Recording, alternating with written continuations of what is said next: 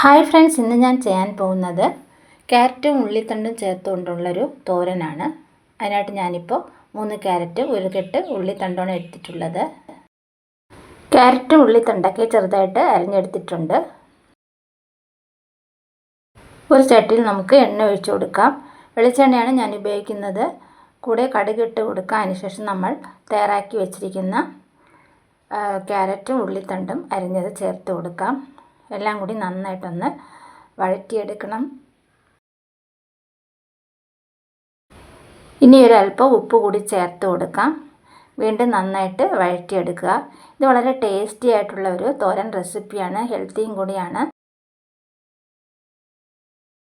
അരപ്പിനായിട്ട് ഞാൻ എടുത്തിട്ടുള്ളത് അരമുറി തേങ്ങയാണ്, 2 വറ്റൽമുളകും, 1 സ്പൂൺ ജീരകവും കറിവേപ്പില എല്ലാം കൂടി ചതച്ചത് കൂടി ചേർത്ത് കൊടുക്കാം.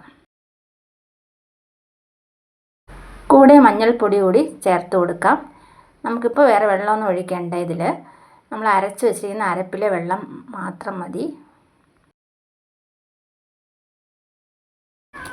വീണ്ടും എല്ലാം കൂടി നന്നായിട്ട് യോജിപ്പിക്കുക. നന്നായിട്ട് ഇളക്കിയ ശേഷം നമുക്ക് ഒന്ന് തട്ടിപ്പൊത്തി വേവിച്ചെടുക്കണം. ഇനി നമുക്ക് ഒരു അടപ്പിട്ട് മൂടി കൊടുക്കാം. നമുക്ക് അടപ്പം തുറന്ന് നോക്കാം. ഒരു 5-10 മിനിറ്റിനകം പെട്ടെന്ന് നമുക്ക് റെഡിയാക്കാൻ പറ്റുന്ന ഒരു തോരൻ റെസിപ്പിയാണിത്. ഉള്ളിത്തണ്ടൊക്കെ പെട്ടെന്ന് വേവുന്നതാണ്.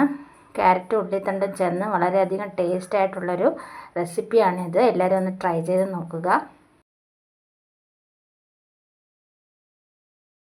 നമ്മുടെ രുചിയേറിയ ഉള്ളിത്തണ്ട് ക്യാരറ്റ് തോരൻ ഇപ്പോൾ റെഡി ആയിട്ടുണ്ട്.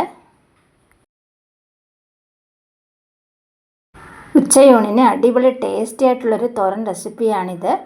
വീഡിയോ ഇഷ്ടമായി ലൈക്ക്, ഷെയർ ആൻഡ് സബ്സ്ക്രൈബ് ചെയ്യുക.